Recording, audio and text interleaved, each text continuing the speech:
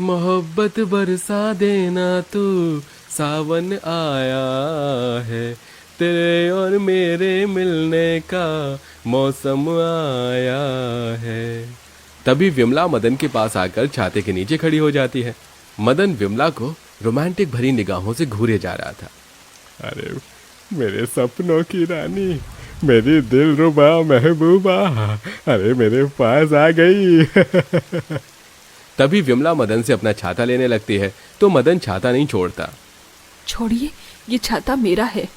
ये छाता क्या जाने मन, अब तो ये दिल वाला भी तुम्हारा ही हो चुका है। चलो ना, हम भाग कर शादी कर लेते हैं। क्या? बरसों से इस दिल को तुम्हारा इंतजार था जाने मन, और देखो आज वो इंतजार की घड़ी खत्म हो गई। चलो अब हम शादी करके अपनी एक अलग दुनिया बसाएंगे। अरे पागल के बच्चे, नशा करके आया है क्या? छोड़ मेरा छाता। नशे में तो मैं डूब ही चुका हूँ तुम्हारे जाने मन। चलो ना। सड़े हुए केले के बदबूदार छिलके, छोड़ मेरा छाता। बुरी गंध के बदबूदार, छोड़ मुझे। विमला मदन के हाथ से छाता छीनकर वहां से जाने लगती है। अरे दिलरुबा, मेरी रूपा। बुढ़ापे में सठिया गया है, बेगैरत, कीड़े पड़े तुझे। विमला गुस्से में तेजी से अपने छोटे से घर में चली जाती है। विमला का घर बहुत ही छोटा, एक कमरे का झोपड़ा घर था। उसके घर में उसकी 5 बहुएं वैशाली, पल्लवी, सुषमा, मानवी और सुनीता थी। विमला की ये 5 बहुएं गर्भवती थी। घर में छत और दीवारों से बारिश का सारा पानी घर के अंदर आ रहा था। वैशाली, पल्लवी और सुषमा तीनों फर्श पर बैठकर घर में आए पानी को बाल्टियों से भर रही थी। अरे बहू, तुम ये सब क्या कर रही हो? हटो यहाँ से। विमला वैशाली, पल्लवी और सुषमा के पास आती है और तीनों को वहां से उठाकर उन्हें मानवी और सुनीता के पास चारपाई पर बैठा देती है, जहां उस हिस्से में छत से पानी नहीं टपक रहा था। माँ जी, क्या हुआ? मैंने तुम्हें कितनी बार कहा है कि तुम बरसात में घर के कोई भी काम नहीं करोगी। अगर तुम में से किसी का पैर वगैरह फिसल गया तो? माँ जी, जब से हम गर्भवती हुए हैं तब से आप हमें घर के एक भी काम क्यों नहीं करने दे रही हो? बहू, ये पल महिलाओं के लिए जीवन में बहुत ही नाजुक पल होते हैं। जब तुम 5 की डिलीवरी हो जाएगी तब करना ना तुम काम। अभी देखो, बारिश का सारा पानी घर में आता जा रहा है। विमला अपनी इन 5 गर्भवती बहुओं को घर के कोई भी काम नहीं करने देती थी। विमला अपने इस एक कमरे के छोटे से झोपड़े घर में अपनी बहुओं के साथ बड़ी गरीबी अवस्था में अपना जीवन बिता रही थी। बारिश का मौसम आते ही विमला और उसके परिवार की परेशानियां बढ़ जाती हैं, क्योंकि बारिश का सारा पानी घर की कमजोर छत और दीवारों से घर के अंदर आता है, जिसके चलते विमला के घर में पानी आने से न बैठने लायक जगह रहती थी, न ही सोने लायक। थोड़े समय बाद विमला के 5 बेटे रमेश, सुरेश, महेश, अजीत और रोहन, ये 5 पानी में भीगते हुए घर आते हैं। ओह, ये बारिश, पता नहीं कब ये बारिश थमेगी। रमेश और उसके भाई उसी गांव से सालों से खेती का काम करते आ रहे थे।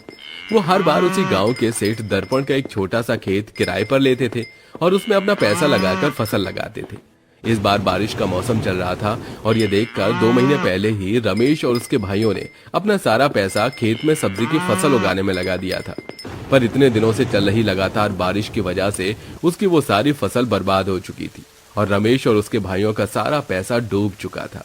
तभी वैशाली और उसकी 4 देवरानियां मिट्टी के चूल्हे पर खाना बनाकर सबको परोसती हैं और सब घर के एक कोने में बैठ जाते हैं जहां बारिश का पानी नहीं आ रहा था। सोचा था फसल का पैसा आएगा तो मैं घर की मरम्मत करवा लूंगा। भाई, फसल के लिए तो अब पैसा नहीं रहा। अब हमें गांव में कोई दूसरा काम ढूंढकर मजदूरी करनी पड़ेगी। सही कह रहा तू सुरेश, हमारी 5 पत्नियां गर्भवती हैं। इस समय घर में पैसा रहना बहुत जरूरी है। रात के समय विमला अपनी चारपाई पर घर के एक छोटे से कोने में सोई हुई थी और उसकी 3 बहुएं वैशाली, पल्लवी और सुषमा चारपाई के नीचे सोई हुई थी और बाकी 2 बहुएं मिट्टी के चूल्हे के पास सोई हुई थी, क्योंकि घर में बस इसी जगह पानी नहीं आ रहा था। और 5 भाई प्लास्टिक पन्नी ओढ़ के घर के बीच वाले हिस्से में सो जाते हैं, जहां छत से लगातार पानी 5 के ऊपर टपकता जा रहा था। गरीबी का यह भयानक मंजर देखकर विमला और उसके परिवार वाले मन ही मन रोने लगते हैं। भगवान जी, ये कैसी कठिनाइयों का सामना करना पड़ रहा है मेरे परिवार को। हमारे ऊपर आए इस कहर को हटा दीजिए भगवान जी। भगवान जी, हमारे पति बहुत परेशान हैं। उनका इतना बड़ा नुकसान जो हो चुका है, उनकी परेशानियां दूर कर दीजिए भगवान जी। 5 बेटे होने के बाद भी हम अपने परिवार को कोई सुख नहीं दे पा रहे हैं। भगवान जी, हमें गांव में कोई दूसरा काम दिलवा दीजिए ताकि हम अपने परिवार को इस परेशानी, इस मुसीबत से बाहर निकाल सकें। अगले दिन रमेश और उसके 5 भाई गांव में किसी दूसरे काम की तलाश में आते हैं, पर बारिश के मौसम की वजह से 5 भाइयों को कहीं काम नहीं मिल पा रहा था। इधर 5 गर्भवती बहुएं बारिश के कहर से अपने एक कमरे के ससुराल में हजारों परेशानियों का सामना करके अपना जीवन बिता रही थी। बहरहाल कुछ दिन यूं ही बीत जाते हैं, पर अब तक रमेश और उसके भाइयों को काम नहीं मिल पाया था।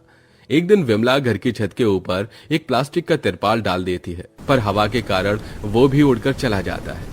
वो तिरपाल तो उड़ गया। ये क्या हो रहा है हमारे साथ? पतियों को काम नहीं मिल रहा और घर में इतनी परेशानियों का सामना करना पड़ रहा है। तभी भूखे रहने से अचानक सुषमा के पेट में तेज दर्द होना शुरू हो जाता है। माँ, बहू, क्या हुआ बहू? मुझे बहुत दर्द हो रहा है पेट में। माँ, अरे बाप रे, कहीं सुषमा को लेबर पेन तो शुरू नहीं हो गया? बाहर तो कितनी तेज बारिश हो रही है। सुषमा लगातार चिल्लाई जा रही थी। माँ जी, मुझे लगता है अब हमें सुषमा को हॉस्पिटल ले जाना ही होगा। तभी महेश और सब जैसे तैसे करके सुषमा को हॉस्पिटल लेकर आते हैं, जहां कुछ ही मिनटों में सुषमा एक बेटे को जन्म दे देती है। मुबारक हो महेश, तुम्हारी पत्नी को लड़का हुआ है। ये सुनकर परिवार में खुशियों भरा माहौल छा जाता है। थोड़े समय बाद महेश हॉस्पिटल के बाहर आता है तो उसके पीछे वैशाली जाती है। क्या हुआ महेश भाई, आप बाहर क्यों चले आए? भाभी, हॉस्पिटल वाले अब बिल के पैसे मांगेंगे तो मैं कहां से दूं?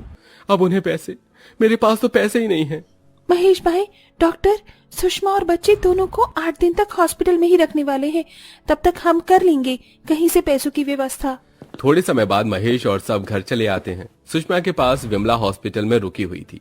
जी, अब क्या करें? अब तो घर में नन्हा मेहमान भी आ चुका है और पास में एक पैसा नहीं है। वही सोच रहा हूँ मैं भी वैशाली कि अब क्या करें। कमाई का कोई जरिया नहीं था। तभी वैशाली मानवी के साथ अपने मायके आती है और अपने गरीब पिता दरपेश को सारी बात बताती है। बिटिया, तुम चिंता मत करो, तुम मेरा चाय पकौड़े का कारोबार ले लो। इस बारिश के मौसम में मेरा चाय पकौड़े का कारोबार बहुत अच्छा चल रहा है। तभी दरपेश के लाख कहने पर वैशाली अपने पिता का चाय पकौड़े का ठेला ले लेती है, जिसके बाद दरपेश उसे साथ में कुछ पैसे भी देता है और वैशाली वो सब लेकर अपने ससुराल आती है और तीनों गर्भवती देवरानियों के साथ गांव के एक स्थान पर अपना चाय पकौड़े का ठेला लगा लेती है। जिसके बाद वैशाली के पास ग्राहकों की भीड़ लगने लगी और उसकी कमाई खूब होने लगी। जेठानी जी, हमारे चाय पकौड़े तो कितने बिक रहे हैं। हाँ वैशाली, बस ऐसे ही हमारी कमाई होती रहे ताकि हम हॉस्पिटल का सारा कर्ज चुका सकें। उसके बाद वैशाली अपनी तीनों देवरानियों के साथ रोज गांव में आकर चाय पकौड़े बेचने लगी, जिसके बाद उसकी खूब कमाई होने लगी। तभी रमेश और उसके भाइयों को भी गांव के एक जूते बनाने वाले कारखाने में काम मिल जाता है, जिसके बाद 5 भाई और उनकी पत्नियां रात दिन मेहनत करके पैसा जमा करते हैं और सुषमा और उसके बच्चे को घर ले आते हैं। एक रात